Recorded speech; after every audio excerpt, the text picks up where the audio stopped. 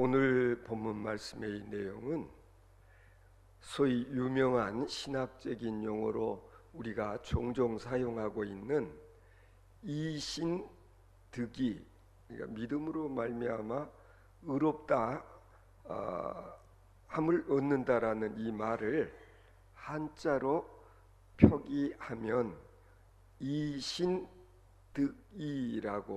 그렇게 번역을 할 수가 있겠죠.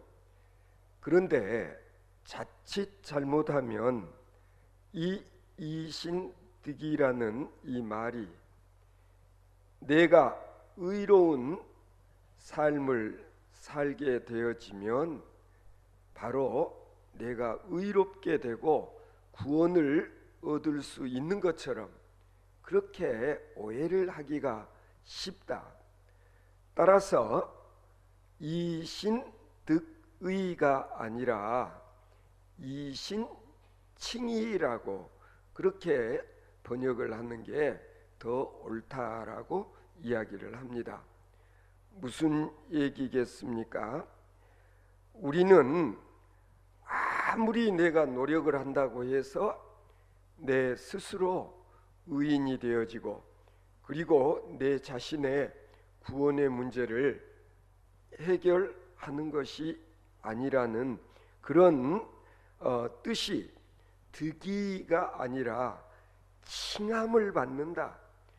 따라서 내가 믿음으로 의롭게 되어지고 죄인임에도 불구하고 마치 의인인 것처럼 나를 칭한다라는 의미를 좀 더 분명하게 하기 위해서 이렇게 글자 한자 차이지만은 바르게 사용해야 된다고 말을 하는 것입니다. 사실 우리는 믿음으로 말미암아 의롭다함을 얻는다고 말을 하면서도 신앙생활을 하다 보면 잘못된 신앙의 길로 가는 경우가 종종 있습니다. 여러분도 사실 그렇다고 생각하시지 않습니까? 그렇게 되는 까닭이 이 의라고 하는 것에 대해서 우리가 어떻게 이해를 하느냐에 따라서 우리들의 신앙 양상이 달라질 수 있는 것입니다. 우리가 가끔은 이 의라고 하는 것을 자신의 공로로 생각할 때가 있는 것이 문제가 되는 것입니다. 내 자신의 의로운 행위로 인하여서 마치 내 자신의 의가 우리 포인트 따듯이 쌓여가는 것처럼 생각하는 것은 잘못된 것이라는 것입니다. 의라고 하는 것은 그런 점에서 우리가 행하여야 할 일을 하고서도 때로는 내가 이만큼 했으면 칭찬을 좀 받을 만하다라고 그렇게 생각하는 경우가 있지 않습니까? 가령 아내로서 마땅한 일을 하고 남편으로서 마땅한 일을 하고 학생이 공부를 열심히 하는 것, 이런 것들을 가지고서 남에게 뭔가 인정을 받고 싶어 한다면 이건 잘못된 것이라는 거죠. 신앙생활에 있어서도 마찬가지다. 가령 우리가 의를 추구한다고 하는 것은 신앙인으로서 이건 너무나도 당연한 일이에요. 그렇다면 성도들이 도모해야 할 의가 있다면 그것은 무엇일까? 이걸 좀 우리가 정리하고 넘어가는 일이 중요할 것 같습니다. 첫째는 하나님과의 바른 관계가 바로 의임을 알아야 되고, 두 번째로는 하나님과 나와의 관계가 의로운 관계가 되어짐으로 인해서 화평을 누린 수 있다는 것. 세 번째로는 오늘 이대로 내가 하나님에게 간다고 하더라도 두려움이 없는 이유는 내가 믿는 소위 믿음, 그게 뭘까요? 이신칭의라고 하는 확신이 있기 때문이다. 그렇게 말할 수 있을 것입니다. 그렇다면 우리가 하나님과 어떻게 바른 관계를 유지해 갈 수 있을까요? 유대인들은 생각하기를 그건 율법을 철저히 지키는 것으로 가능하다, 그렇게 생각을 했습니다. 한마디로 율법을 잘 지키는 것. 그런데 오늘 본문 말씀을 읽어보면 바울 사도의 말씀은 조금 다르다는 것을 알 수가 있습니다. 다시 말씀드리자면 우리가 하나님 앞에 두려움 없이 나아갈 수 있는 것은 율법으로서는 불가능하다라는 얘기를 지금 바울 사도께서 하고 계시는 것입니다. 우리 인간의 실존적 모습을 우리가 살펴보면 원죄라는 것을 논할 필요도 없이 우리는 누구라도 죄 앞에서 무력한 존재인 걸 고백하지 않을 수가 없습니다. 왜냐하면 우리는 수시로 죄의 유혹에 넘어갈 때가 많습니다.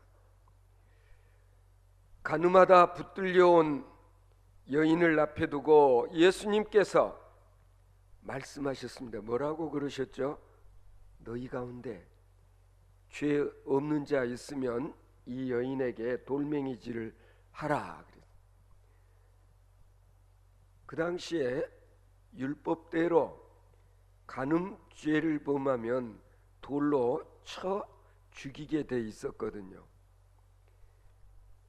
그런데 예수님께서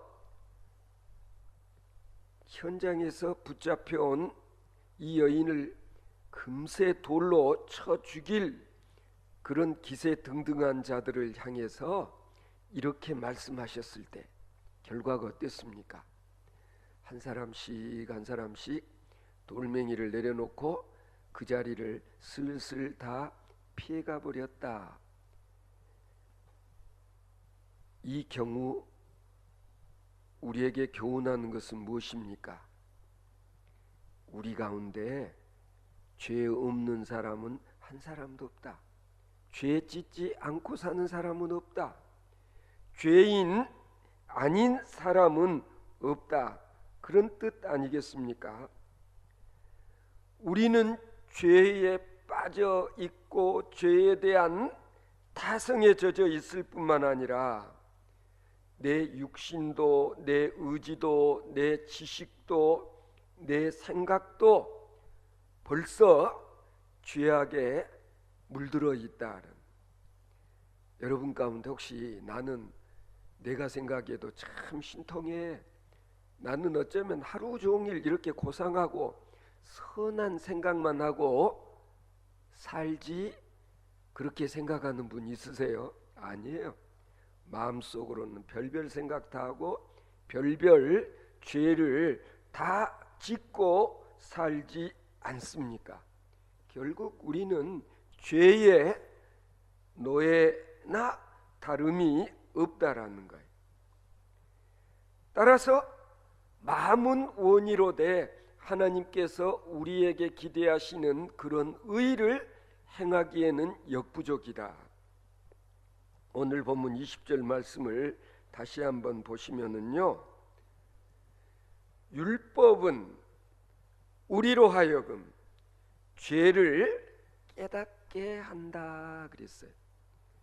율법의 기능, 율법은 우리들로 하여금 죄를 깨닫게 한다. 아니 뭐가 죄인지를 알게 한다. 그런 뜻입니다.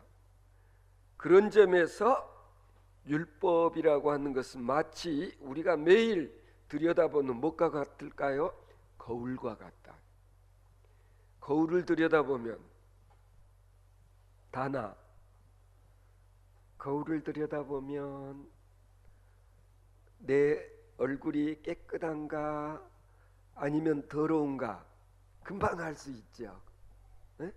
거울을 보면 내가 입고 있는 옷에 어디 때가 묻었는지 안 묻었는지를 금방 알 수 있듯이 율법을 들여다보면 이런 죄 저런 죄 우리들이 짓는 죄가 무엇인지 아니면은 그동안 내가 어떤 죄를 짓고 살았는지를 깨달아 알게 한다라는 거예요. 다시 말씀드리면 율법은 우리로 죄인임을 깨닫게 하는 역할을 한다는 것입니다.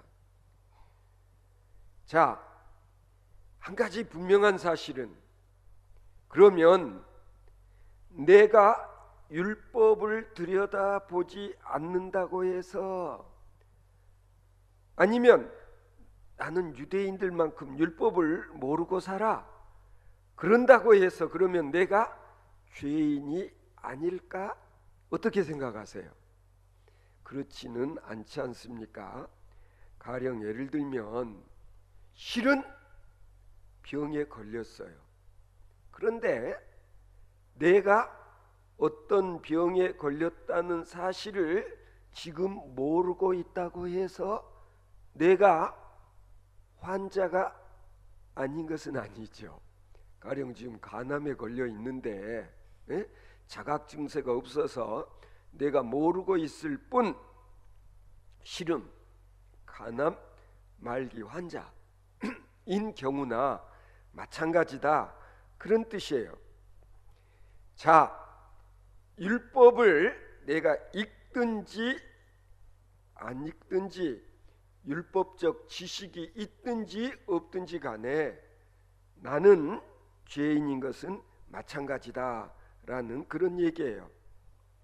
그러나 오늘 우리가 주신 본문 말씀을 가지고 소위 율법이라는 것은 적어도 어떤 기능을 하는 것인지에 대해서 좀 더 정리하고 넘어갈 필요가 있을 것 같습니다. 우선 첫째로 율법이라고 하는 것은 하나님의 뜻을 우리에게 알려주는 규범으로서의 기능을 한다.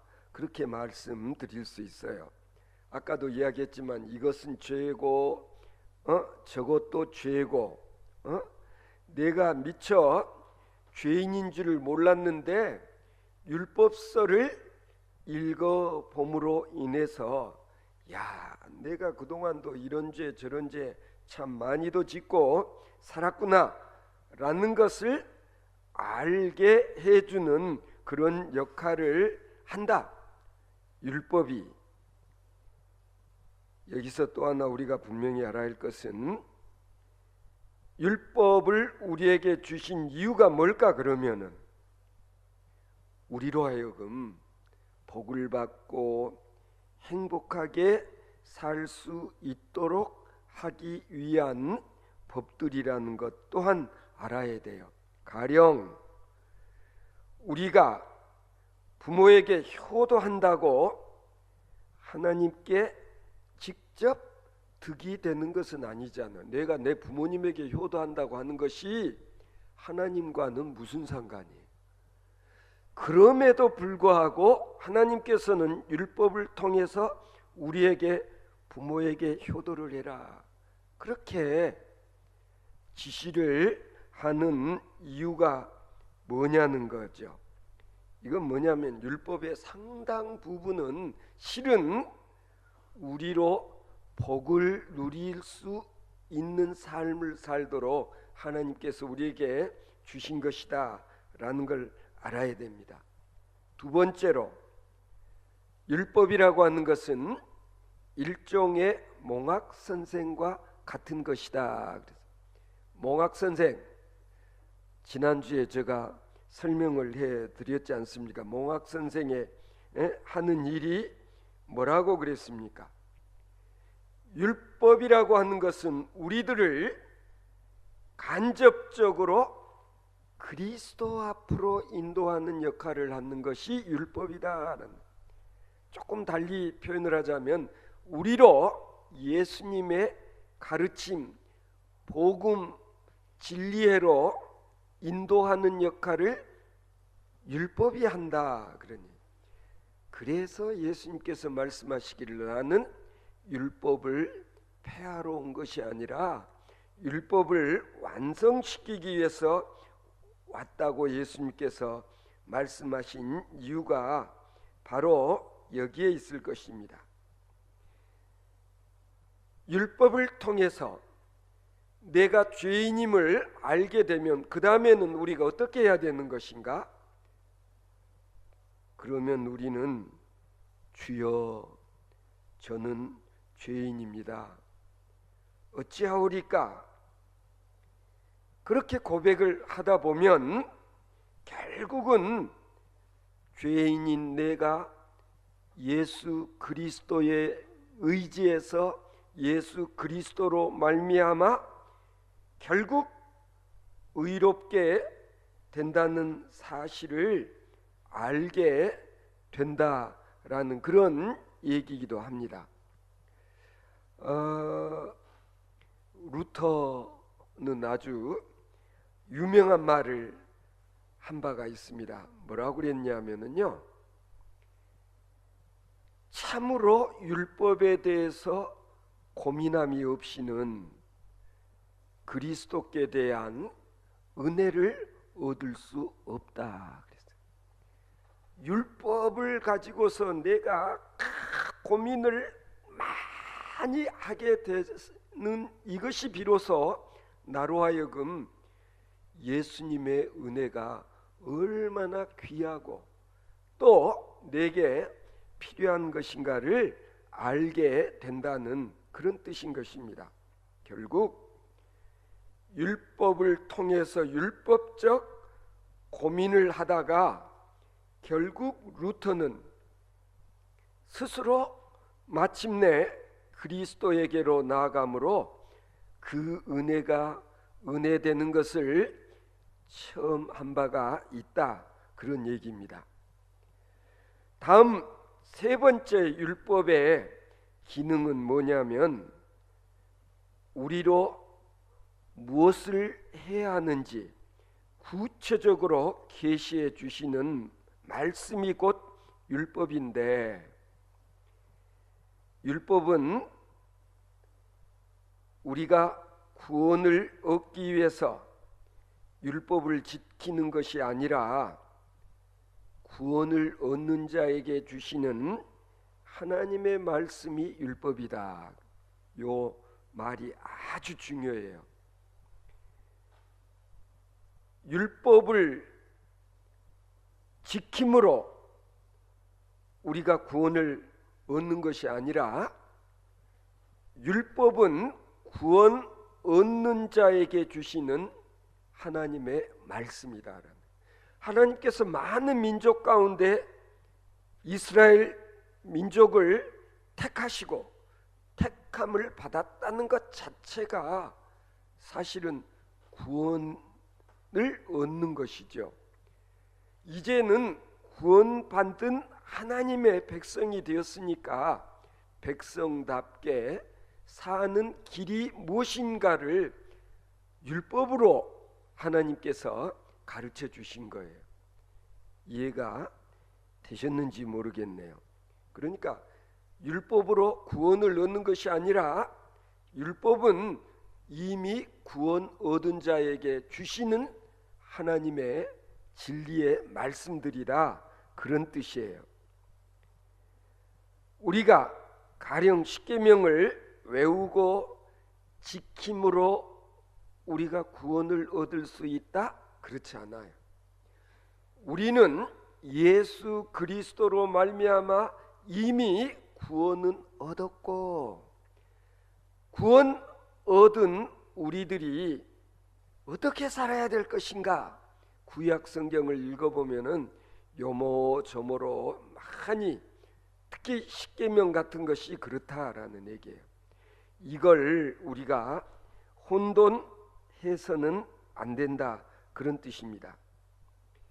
자, 하나님께서는 이스라엘 백성들을 애굽의 노예 상태에서 구원해 내신 다음에 그들에게 율법을 주셨다는 사실을 혼돈해서는 안 된다, 그런 뜻이죠.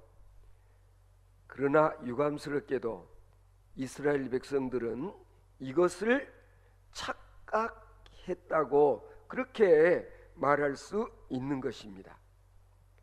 어떻게 보면은 카톨릭과 우리 개신교의 교리가 조금씩 다른 부분들이 바로 비슷해요. 천주교에서는 굉장히 선행을 강조해요. 그리고 죄를 지을 때마다 신부를 찾아가서 신부님에게 고해 성사를 하도록 그렇게 하지 않습니까? 그러나 우리 개신교, 우리 교회인들은 그렇게 하지 않잖아요.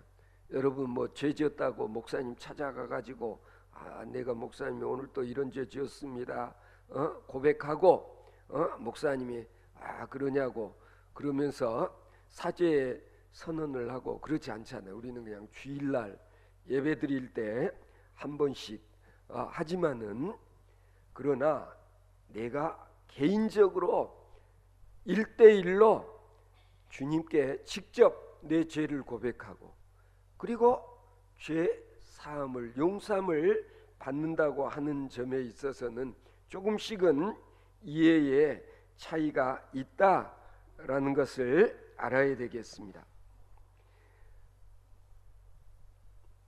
오늘 본문 말씀의 내용은 그런 점에서 우리에게 의롭게 되는 길을 설명해 주고 있는 참으로 귀한 말씀입니다. 먼저는 법적 관계를 통해서 설명을 합니다. 가령 하나님의 지금 여기가 법정이에요. 재판하는 자리예요. 판사는 누굴까요? 하나님. 하나님이 지금 판사예요. 자, 피고를 이런 죄 저런 죄 지었다고 이런 형벌을 내려달라고, 벌을 내려달라고 하는 사람이 누구예요? 검사잖아요. 검사. 검사의 역할을 하는 게 뭐냐? 바로 율법이다라는.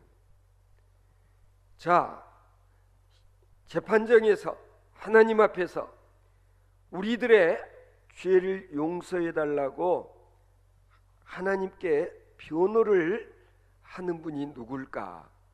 누구겠어요? 그리스도의 영, 성령님이 마치 변호사의 역할을 한다. 때로는 성령님께서 나로 하여금 죄를 뉘우치고 회개하게 만들잖아요. 그래 하나님 아버지 앞에 내가 스스로 자백하고 고백함으로 인하여서 하나님 아버지로부터 용서를 받는 그런 일들, 이게 우리 일상의 신앙의 삶이지 않습니까? 결국 뭐냐면은 우리는 죄인임에도 불구하고 하나님께서 우리의 믿음을 보시고 마치 죄 없는 의인인 것처럼 우리를 인정해 주신다라는 사실, 한마디로 하나님께서 봐 주시는 거죠. 왜 하나님께서 우리를 용서해 주시고 봐 주시는 거죠? 그것은 25절 말씀을 보면은요, 여기에 바로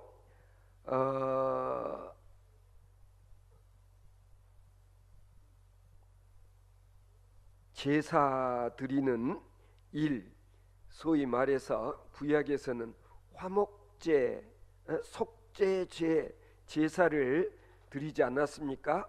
다른 짐승들을 잡아서 제사를 드리는 그 일로, 그 희생의 값으로 내 죄가 용서를 받는다고 생각했던 것과는 달리 예수님께서 이 세상에 오신 이후 십자가 위에서 거룩한 희생 제물이 되어 결국 화목 제물이 되셨다라는 거예요. 예수님이 십자가 위에서 우리의 모든 죄값을 치루어 버리셨기 때문에 이제는 우리가 다시 죄값을 치르지 않아도 된다는 사실을 받아들이고 인정하고 그것을 믿음으로 고백하는 것, 이것으로 끝한다라는 얘기예요. 그래서 구약에서의 제사법이 사람 대신 가령 양이 희생 제물이 되어서 대속에 피를 흘림으로 사람이 죄 사함을 받는 것과 마찬가지로 일일이 그럴 필요 없이 이제는 하나님의 아들이 끝내버리신 거예요. 그냥 세상 만민의 죄값을 다 치루어 버리셨기 때문에 더 이상 하나님께서 우리에게 죄값을 요구하시지 않는다라는 거예요. 그래서 26절 말씀을 보면은 하나님께서는 우리에게 이러한 의를 값없이 거저 주셨다는 거예요. 우리는 하나님의 자녀로 영접받을 수 있는 그런 특권을 거저 누리게 되었다. 값없이 공짜로 누리게 되었다는 것입니다.